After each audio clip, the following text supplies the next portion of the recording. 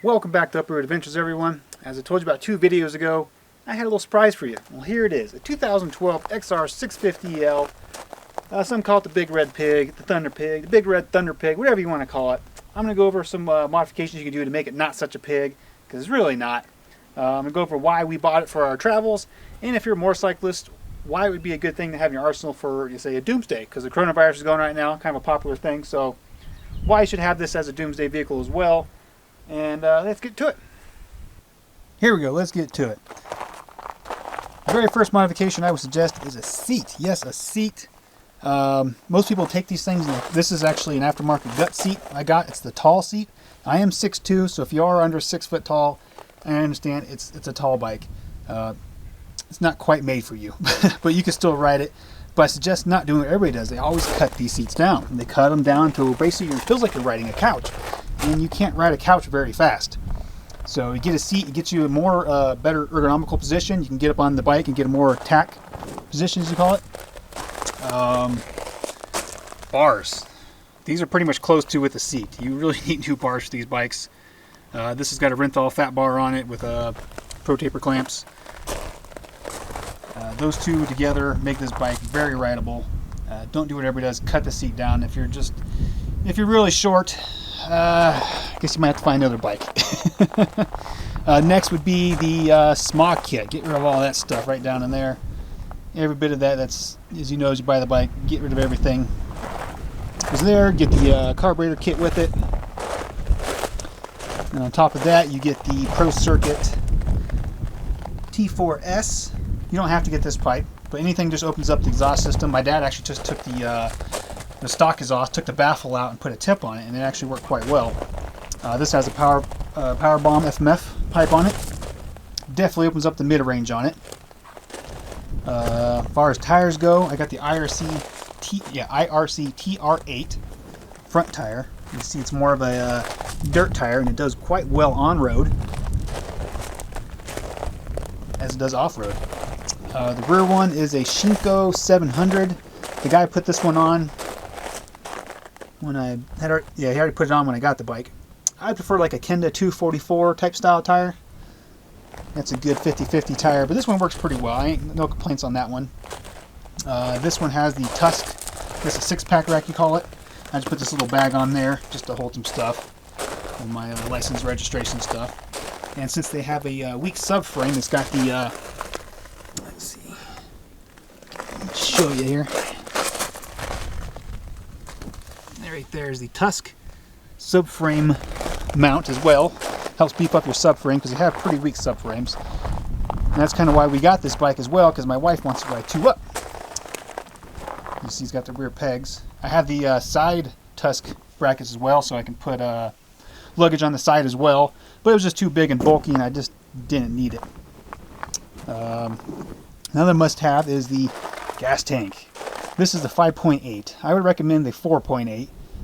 This one actually gets you at least 200 plus miles, which I can't complain about, but I can't quite ride the bike like I'd want to just because you're so wide, your knees are just way out there.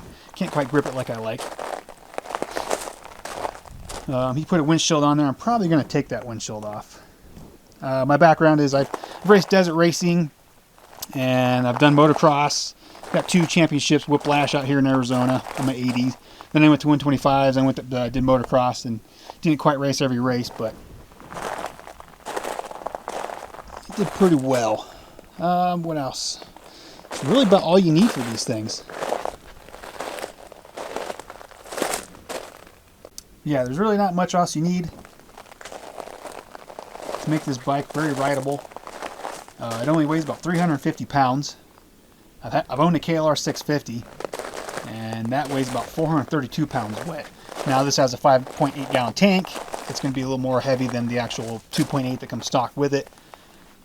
You could fill it, but it's still very rideable.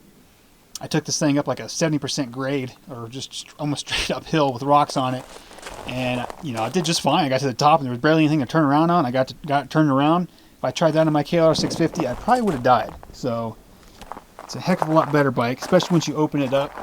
It's got plenty of power. It'll do 65 on the highway just fine. It's very well off-road. But yeah, it just does very well off-road. Just get yourself the taller seat. I recommend it, even if you can just barely touch the ground. Get the taller seat and handlebars, and you can really ride this thing.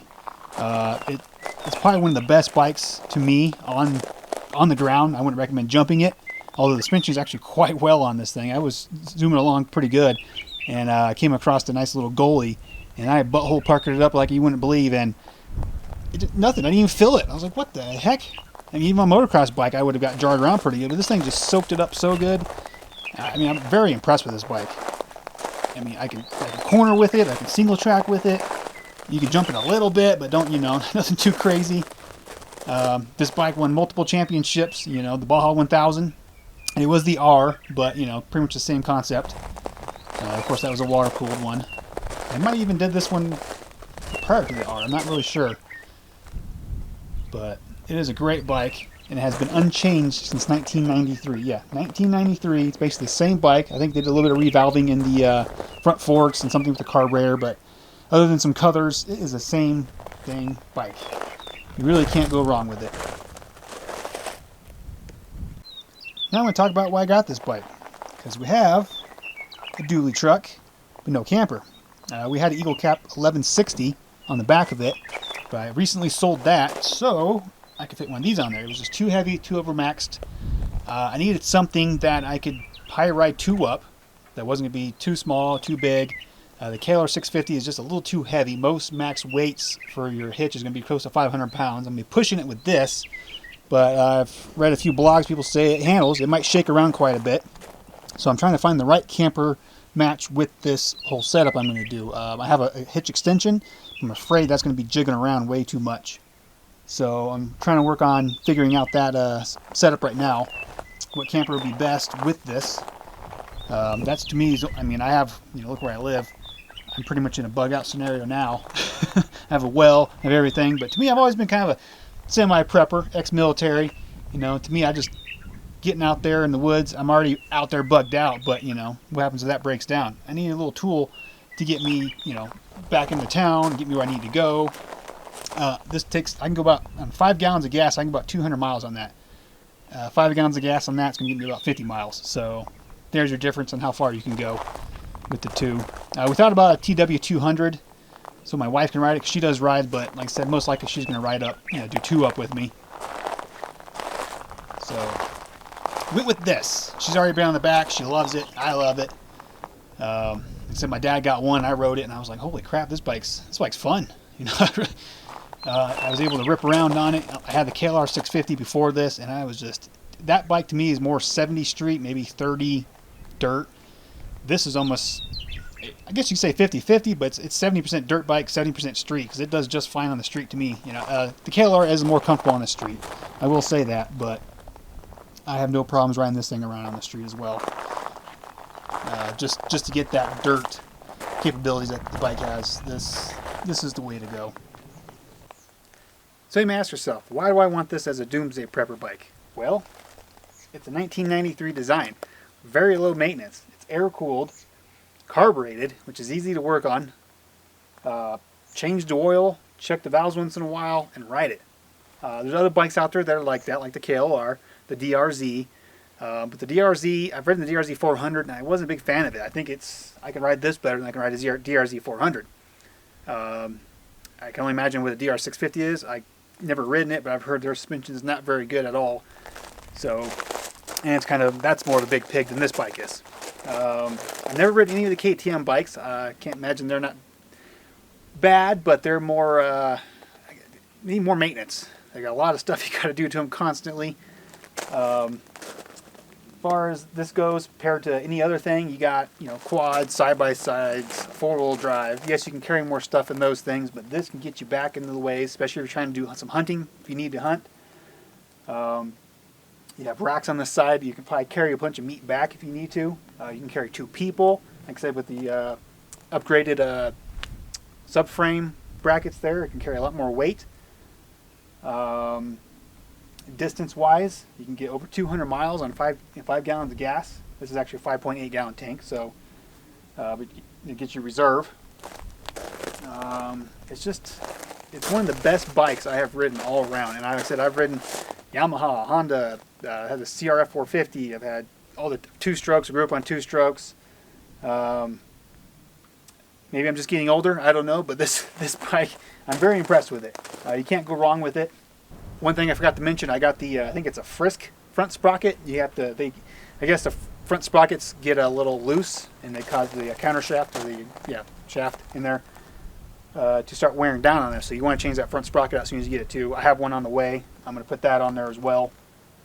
But that's about it. That's all I'm going to do with this bike.